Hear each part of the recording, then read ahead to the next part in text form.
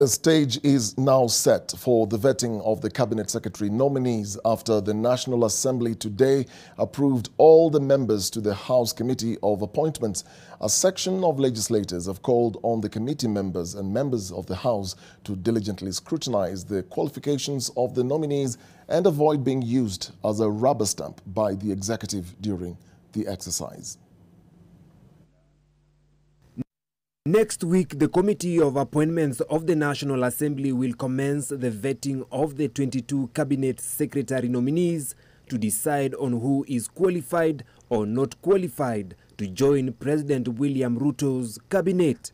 Members of the House unanimously approved all the 15 members to the Committee of Appointments.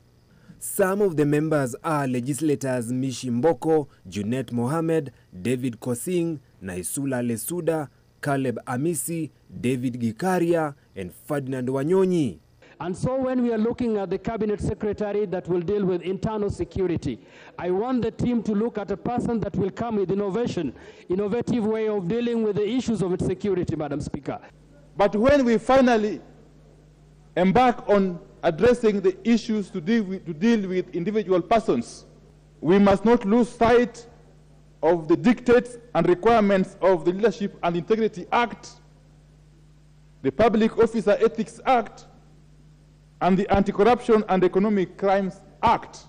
If there are any Kenyans out there who have memoranda, who have anything that they would want to submit to the House and the committee to consider during the vetting process, they know they have, I think, until Thursday of this week to be able to submit such memoranda. And I want to assure the country that this committee will consider all memoranda that are brought before the House, and we will be fair and just to everybody.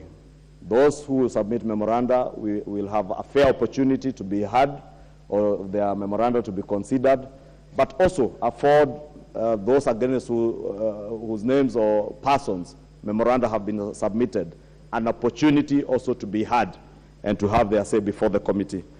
At the end of the vetting, the committee will be required to table its report on the floor of the House for the legislators to approve or reject it. Besides that, the MPs are now jostling to be members of the various parliamentary committees after the House approves all the members to the Committee on Selection.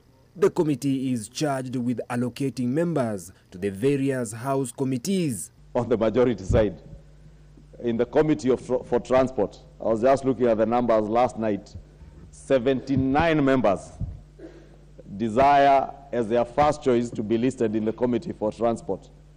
And I know it is because of the challenges that members have in their constituencies with roads and infrastructure in our backyards. But I want to assure members. For a while now, majority of members have been pushing to be members of Transport, Budget, Public Investments, and Public Accounts committees, and in committees that will cater for their constituency needs. On the other hand, the Senate has approved all the members nominated by the Senate Business Committee to serve in the various standing committees of the Senate. 4 senators have been approved to preside over the Senate in the absence of the Speaker and the Deputy Speaker.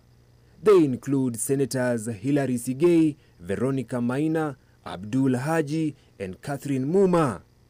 Vincent Oduor, NTV.